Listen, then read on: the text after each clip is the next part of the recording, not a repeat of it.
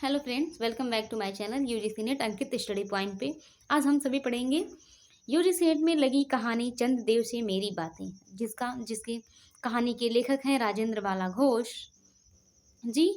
और ये मैं बता दूं आप सभी को, ये फ्री ऑफ कॉस्ट इस पे मैं पढ़ा रही हूँ, पेपर 1 एंड पेपर 2। ठीक है, अभी मैंने पेपर 2 पढ़ा रही हूँ, मैं इस पे कहानी पढ़ा रही हूँ और 1 to 10 यूनिट मैं इस पे फ्री पढ़ाऊँगी, ऑथेंटिक बुक से पढ़ाऊँगी। ये भी आप सभी को पता रहे क्योंकि एक बच्चन सिंह की किताब है और हिंदी साहित्य का दूसरा इतिहास, उसके बाद आधुनिक हिंदी साहित्य है, उसके बाद आचार्य रामचंद्र शुक्ल है, फिर डॉक्टर नगेन की बुक है। ठीक है, इस तरह से ऑथेंटिक बुक से मैं पढ़ाऊँगी 10 यूनिट। ठीक है, बाकी यूनिट 4 की तो कोई भी बुक मैं ऑथेंटिक नहीं बता सकती क्योंकि उसमें कहीं से भी क्वेश्चन पूछता है। ठीक है, तो उसके लिए नहीं, बाकी यूनिट 2 के लिए और यूनिट 1 के लिए भाषा विज्ञान है। यूनिट 2 के लिए भी बहुत सारी किताबें हैं, बट मैं ऑथेंटिक बुक से ही पढ़ाऊँगी। मतलब बहुत सारी किताबें हैं, बट जो मेरे पास है उससे मैं पढ़ाऊँगी जहाँ से क्वेश्चन आते हैं। ठीक है, बाकी 5 से लेकर 10 तक टेक्स्ट है, उससे भी मैं पढ़ाऊँगी आप सभी को। ये मेरा फाउंडेशन बैच है जून 2025-26 का। ठीक है, इसमें मैं पूरा पढ़ा रही हूँ। ठीक है, शुरू से लेके अच्छे से। तो मैंने एक टोकरी भर मिट्टी कहानी पढ़ाई थी, उसको जाके देख लीजिएगा, मैंने प्लेलिस्ट बना दी हुई है। ठीक है, कहानी की। और ये मेरी चंदेव सी मेरी बातें, ये कहानी है राजेंद्र वाला घोष जी की। ठीक है, इसमें सबसे मेरी मैंने नोट्स बनाने के लिए आपको बोला था, जिस तरह मैंने बनाया था उसकी पीपीटी मैंने नहीं बनाई थी, वो मैंने नोट्स खुद के बनाए हुए थे उसको ही मैंने पढ़ाया था। तो शायद कुछ लोगों को समझ में आए या ना आए। ठीक है, लेकिन जैसे मैं इसमें जिस तरह से पढ़ा रही हूँ, जैसे ये चंदेव से मेरी बातें हैं। ठीक है, इसको आप लोग नोट कर लेना। उसके बाद उनके लेखक, फिर यहाँ पे मैंने कुछ पॉइंट्स दिए हुए हैं, उसके बाद पात्र, ये चीज़ें नोट कर लेना। इसके बाद जितनी भी चीज़ें मैं आगे पढ़ाती जाऊँगी, जितनी इंपॉर्टेंट चीज़ें मैं बताती जाऊँगी, उसको आप सभी लोग अंडरलाइन कर लेना या फिर लिख लेना। और नोट्स मेरे टेलीग्राम चैनल पे अवेलेबल हैं सर। ठीक है, जाके उसको देख लीजिएगा। ठीक है, या फिर कमेंट्स कर दीजिएगा अगर नहीं आप लोग ढूंढ पा रहे हो तो। ठीक है, और वीडियो कैसी लगती है बताइएगा, और जो भी डाउट हो आप सभी कमेंट्स ज़रूर करना। ठीक है, सबसे पहले देखते हैं यहाँ पे चंद दिवसीय मेरी बातें। इसका प्रकाशन 1904 में है। ठीक है, यह सरस्वती पत्रिका में प्रकाशित है। यह पत्रात्मक शैली में है और इसमें लॉर्ड कर्जन पर व्यंग किया गया, यह व्यंग्यात्मक कहानी है। ठीक है, और ये पात्र जो है लेखिका स्वयं है और चंद्रदेव। ठीक है, 2 पात्र हैं इसमें। ठीक है, अब देखते हैं पूरे चंद्रदेव से मेरी बातें कहानी को। ठीक है, ये चीज़ें आप लोग नोट कर लेना। ये हमारी कहानी है चंद्रदेव से मेरी बातें। ठीक है, बंग महिला यानी कि इनका दूसरा नाम है राजेंद्र वाला घोष और ये सरस्वती पत्रिका में प्रकाशित है, ये तो मैंने बताया। अब देखो यहाँ से वेरी वेरी इंपॉर्टेंट लाइन है यहाँ से कि भगवान चंद्रदेव आपको कमलवत कोमल चरणों में इस दासी का अनेक बार प्रणाम। ठीक है, ये वेरी वेरी इंपॉर्टेंट लाइन है, इसको याद रखिएगा। ये पूछ सकता है कि किस कहानी से लिया गया है। आज मैं आपसे 2-4 बातें करने की इच्छा रखती हूँ। ठीक है, क्या मेरे प्रश्नों का उत्तर आप प्रदान करेंगे? कीजिए, बड़ी कृपा होगी। देखो सुनी अनसुनी सी मत कर जाना, अपने बड़प्पन की ओर ध्यान देना। अच्छा कहती हूँ सुनो। ठीक है, कहती है कि भगवान चंद्रदेव मेरे कमलवत कोमल चरणों में दासी का प्रणाम है। आज मैं आपसे 2-4 बातें कहने की इच्छा रखती हूँ, क्या मेरे प्रश्नों का उत्तर आप करेंगे? बड़ी कृपा होगी। देखो सुने अनसुनी बातें मत कर जाना, मतलब सुनना, अनसुनी बातें मत कर जाना, अपने बड़प्पन की ओर ध्यान देना। और अच्छा कहती हूँ सुनो, कहती हैं कि अच्छा कहती हूँ सुनो। मैं सुनती हूँ आप इस आकाश मंडल में चिरकाल से वास करते हैं। कहती हैं कि मैं सुनती हूँ, मतलब मैंने सुनती आ रही हूँ कि आप इस मंडल में चिरकाल से वास करते आ रहे हैं। वेरी वेरी इंपॉर्टेंट लाइन है। ठीक है, इसको नोट कर लीजिएगा। क्या यह बात सत्य है? यदि सत्य है तो मैं अनुमान करती हूँ कि इस सृष्टि के साथ ही साथ अवश्य आपकी भी सृष्टि हुई होगी। कहते हैं कि आप चिरकाल से इसमें विराजमान हैं, इनकी बहुत पहले से ही हैं। और अगर यह बात सत्य है तो यह सत्य है तो मैं अनुमान करती हूँ कि इस सृष्टि के साथ ही आपका भी अवश्य सृष्टि हुई होगी। मतलब जैसे यहाँ के लोग हैं उसी सृष्टि के साथ आपका भी यहाँ पे सृष्टि हुई होगी। तब तो आप ढेर दिन पुराने बूढ़े कहे जा सकते हैं। कहते हैं कि तब तो आप बहुत ज़्यादा दिन के बूढ़े यानी कि पुराने कहे जा सकते हैं। आप इतने पुराने हैं तो सही, पर काम सदा एक ही स्थान में करते हैं। कहते हैं आप तो बहुत पुराने हो गए हैं, बट आप काम एक ही जगह और एक ही स्थान पे करते हैं। यह क्यों? वह क्वेश्चन पूछती हैं कि यह क्यों? क्या आप आपका डिपार्टमेंट महकमे में ट्रांसफ़र यानी कि बदली होने का नियम नहीं है? कहती हैं क्या आपके डिपार्टमेंट में ट्रांसफ़र यानी कि बदली होने का नियम नहीं है कि मतलब जैसे यहाँ पे लोग इधर से उधर बदली हो जाते हैं जब जॉब लगती है, तो क्या आपके यहाँ ऐसी कोई सुविधा नहीं है? क्या आपकी गवर्नमेंट भी नहीं देती है? कहती हैं कि क्या आपकी गवर्नमेंट भी पेंशन नहीं देती है? क्या नहीं देती है? तो पेंशन नहीं देती है। बड़े खेद की बात है, कहती हैं कि बड़े खेद की बात है। यदि आप हमारे न्यायशिला गवर्नमेंट के किसी विभाग में सर्विस नौकरी करते होते, तब आपकी बहुत कुछ पदोन्नति हुई होती। कहते हैं कि यदि आप मेरे गवर्नमेंट यानी कि यहाँ के विभाग में अगर आप सर्विस या नौकरी करते होते, मतलब नौकरी सर्विस की है, तो आपकी बहुत कुछ पदोन्नति हुई होती और ऐसी पोस्ट पर रहकर भारत के कितने ही रम्य नगर पर्वत जंगल और झाड़ियों में भ्रमण करती। कहते हैं कि आप ऐसी पोस्ट पर रहते कि न जाने कितने नगर और पर्वत जंगल झाड़ियों का भ्रमण करते।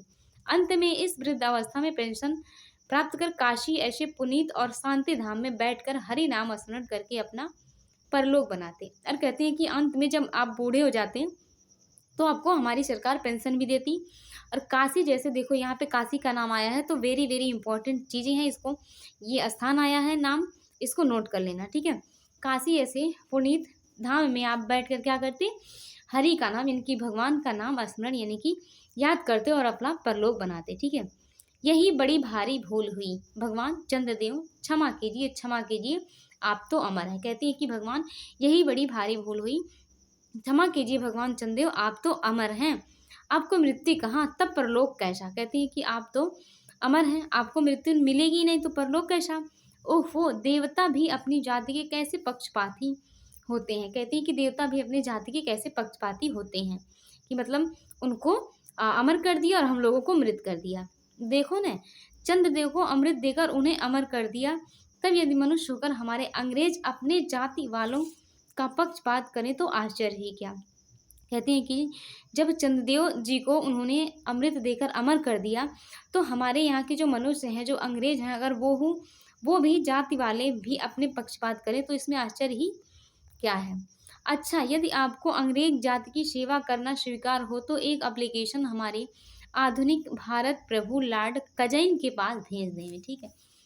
कहती हैं कि यदि आपको अंग्रेज जाति की सेवा करनी हो तो एक एप्लीकेशन यानी कि एक निवेदन पत्र हमारा जो आधुनिक भारत यानी कि प्रभु लॉर्ड कजाइन है इनके पास भेज दें, वही लॉर्ड कर्जन, ठीक है, उनके पास भेज दें। आशा है कि वे आपको आदरपूर्वक अवश्य आह्वान करेंगे। कहते हैं कि मैं आशा करती हूँ कि आपको आदरपूर्वक अवश्य आह्वान करेंगे, ठीक है। वेरी वेरी इंपॉर्टेंट लाइन की आधुनिक भारत प्रभु लॉर्ड कजाइन के पास भेज देंगे, ठीक है, वही लॉर्ड कर्जन है। क्योंकि आप अधम भारतवासियों के भांति कृष्णांग तो है ही नहीं। कहते हैं क्योंकि आप अधम जो यहाँ की भारतवासी हैं उनके कृष्ण के अंग के समान तो है ही नहीं, जो आपकी अच्छी नौकरी देने में उनकी गौरांग जात कुपित हो उठे। कहते हैं आप तो कृष्णांग तो हैं ही, मतलब आप तो सांवले हैं कृष्ण के समान, आपको तो अच्छी नौकरी देने में वो जो गोरे हैं, जो गोरे अंग के हैं वो लोग कुपित हो जाएंगे यानी कि गुस्सा हो जाएंगे। और फिर आप तो एक सुयोग्य कार्यदक्ष परिश्रमी बहुदर्शी कार्यकुशल और सरल स्वभाव महात्मा हैं। कहती है कि आप तो एक सुयोग्य हैं, कार्यदक्ष परिश्रमी बहुदर्शी कार्यकुशल और सरल स्वभाव के महात्मा हैं। विश्वास करती हूँ कि लॉर्ड कर्जन हमारे भारत के अस्थायी भाग्य विधाता बनकर आएंगे। कहती हैं कि मैं ऐसा विश्वास करती हूँ कि लॉर्ड कर्जन हमारे भारत के स्थायी भाग्य विधाता बनकर आएंगे, तब आपको किसी कमीशन का मेंबर नहीं तो किसी मिशन में भर्ती करके भी अवश्य ही भेज देंगे। ये कहती हैं कि जब लॉर्ड कर्जन हमारे भारत आएंगे तो अस्थायी वो भाग्य विधाता बनकर आएंगे, तब आपको किसी कमीशन का मेंबर तो नहीं लेकिन किसी मिशन में जरूर भर्ती कर देंगी, क्योंकि उनको कमीशन और मिशन दोनों ही अत्यंत प्रिय है। वेरी वेरी इंपॉर्टेंट लाइन है, इसको लिख लीजिएगा। पूछ सकता है कि कमीशन और मिशन दोनों अत्यंत प्रिय है, किस कहानी का है या फिर किसने बोला है, ठीक है, तो ये चीज़ें याद रखिएगा। आपको चंद्रलोक में जो रीति और नीति सृष्टि के आदि काल में प्रचलित थे वे ही सब अब भी हैं, ठीक है। ये भी वेरी वेरी इंपॉर्टेंट लाइन है कि चंद्रलोक में जो पहले रीति नीति थी वह आज भी वहाँ पे प्रचलित है। यहाँ तो इतना परिवर्तन हो गया है कि भूत और वर्तमान में आकाश पाताल सा अंतर हो गया। कहते हैं यहाँ तो इतना परिवर्तन हो गया है कि भूत और वर्तमान में आकाश पाताल का अंतर हो गया है। मैं अनुमान करती हूँ आपके नेत्रों की ज्योति भी कुछ अवश्य ही मंद पड़ गई होगी। कहती है कि मैं अनुमान करती हूँ कि आपकी जो आँखों की रोशनी है वो अत्यंत मंद पड़ गई होगी।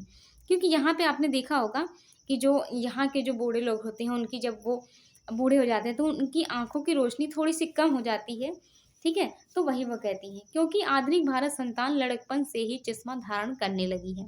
वेरी, वेरी इंपॉर्टेंट लाइन, इसको नोट कर लीजिएगा। ठीक है कि आधुनिक भारत संतान लड़कपन से ही चश्मा धारण करने लगी है, किस कहानी की लाइन है। कभी-कभी क्रम भी दे देता है इनका, ठीक है?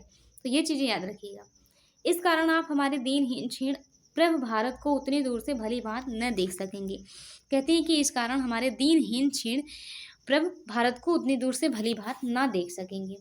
अतएव आपसे सादर कहती हूँ कि एक बार कृपा कर भारत को देख तो जाइए, यद्यपि इस बात को जानती हूँ कि आपको इतना अवकाश कहाँ। कहती है एक बार तो हमारे भारत को देख तो जाइए, फिर कहती हैं कि मतलब आपको इतना अवकाश, यानी इतना छुट्टी कहाँ, 8वें दिन नहीं तो महीने में 1 दिन अर्थात अमावस्या को तो आपको हॉलिडे यानी कि छुट्टी रहती होगी। मतलब अमावस्या को 1 दिन तो आपको छुट्टी मिलती होगी 15 दिन में, अगर हफ्ते में नहीं मिलती है तो।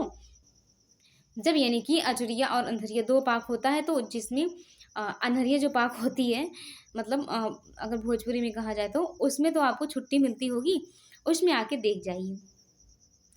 कहती है कि यदि आप उस दिन चाहें तो भ्रमण कर जा सकते हैं। कहती है कि आप उस दिन अगर चाहें तो भ्रमण कर जा सकते हैं, ठीक है? इस भ्रमण को आपको कितनी ही नूतन दृश्य देखने को मिलेंगे। कहती है कि अगर आप भ्रमण करोगे तो इसमें बहुत सी नई चीज़ें आपको देखने को मिलेंगी, जिसे सहसा देखकर आपकी बुद्धि जरूर चकराएगी। कहते हैं कि जिसे देखकर आपकी बुद्धि जरूर चकराएगी। यदि आपके सारे हिंदुस्तान का भ्रमण शीघ्रता के कारण न हो सके तो केवल राजधानी कलकत्ता को देख लेना।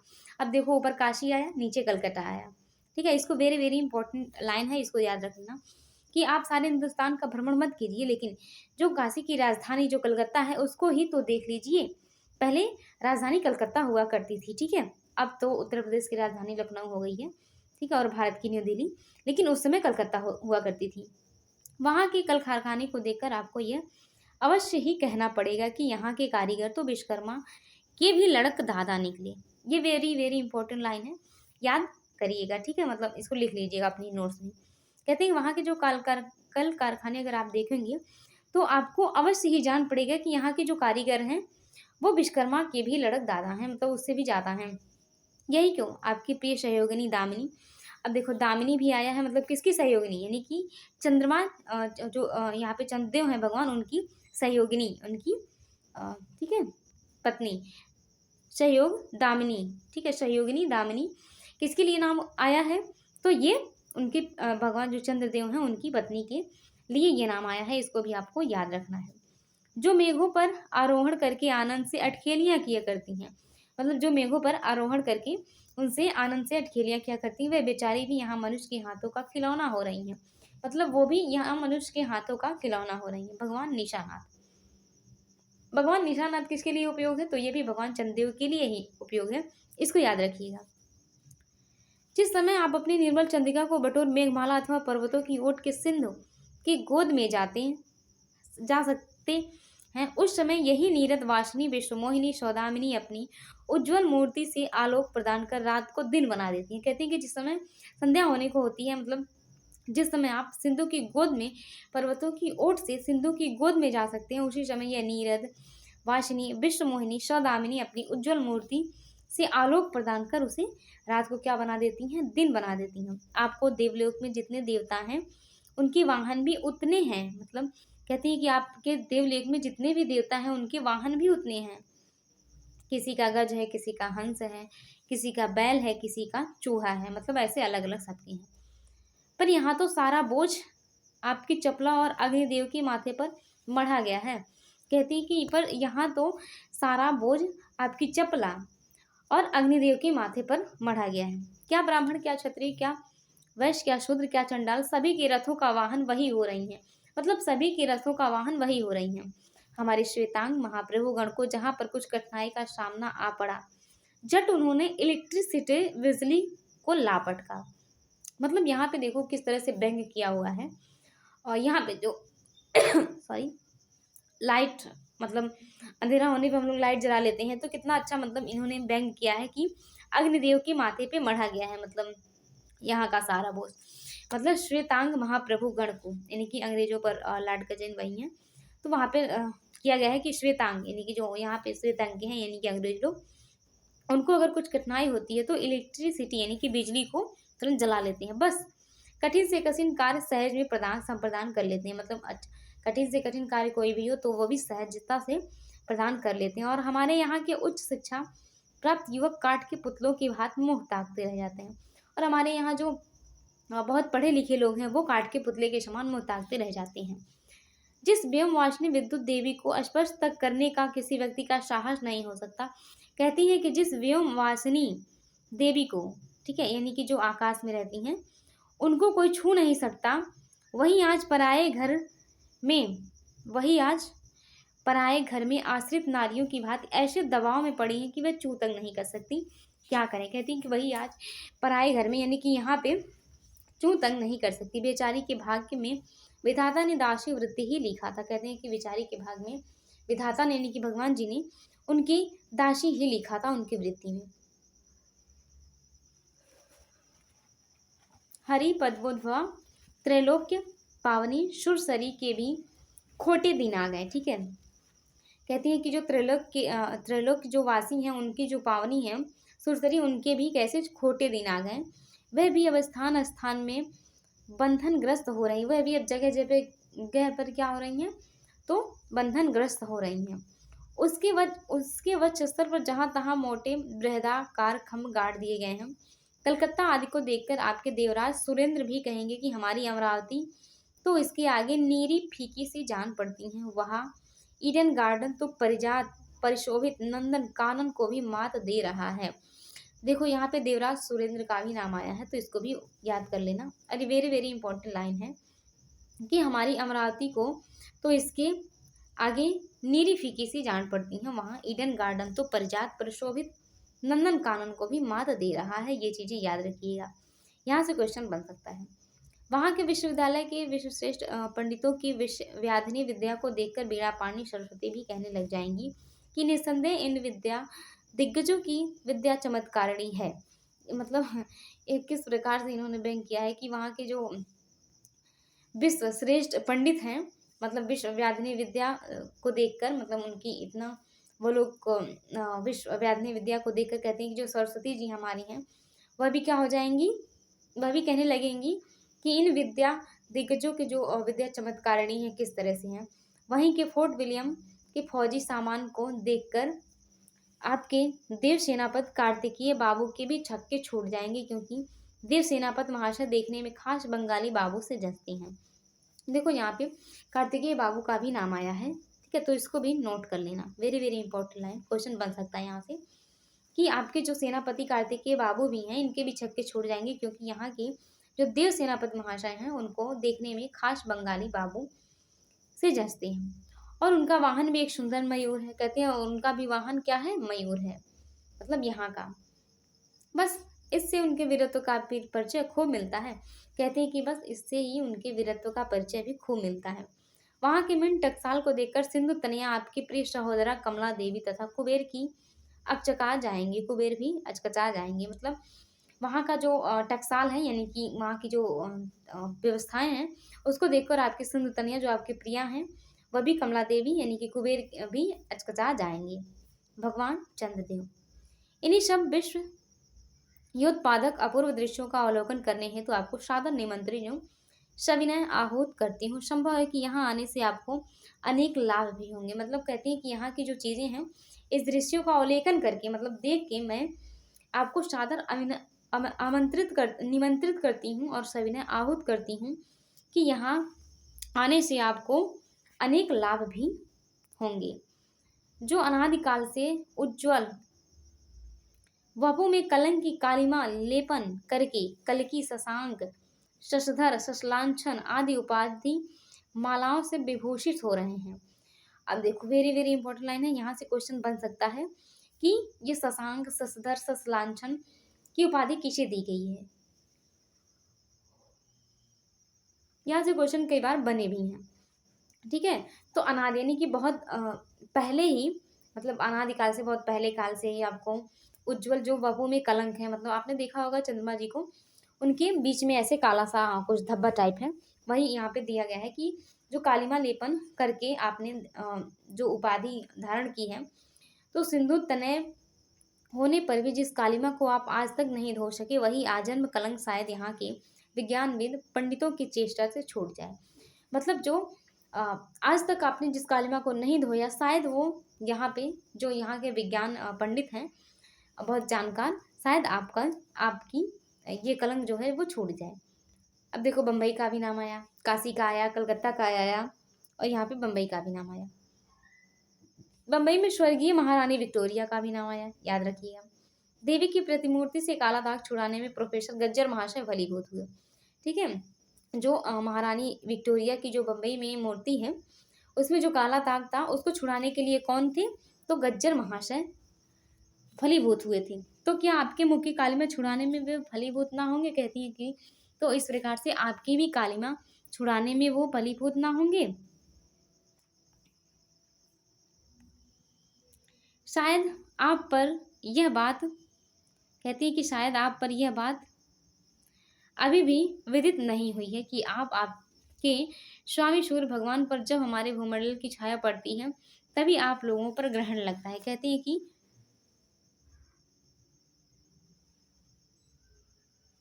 यह बात अभी तक विदित नहीं हुई है कि आपके जो स्वामी सूर्य भगवान हैं, जब हमारे भूमंडल की छाया पड़ती है तो आप सभी लोगों पर ग्रहण लगता है। पर आपका तो अब तक वही पुराना विश्वास बना हुआ है कि कुटिल ग्रह राहु आपको निगल जाता है तभी ग्रहण होता है, पर ऐसा थोथा विश्वास करना आप लोगों की भारी भूल है। अतः हे देव, मैं विनय करती हूँ कि आप अपने हृदय से इस भ्रम को जड़ से उखाड़ फेंक दें।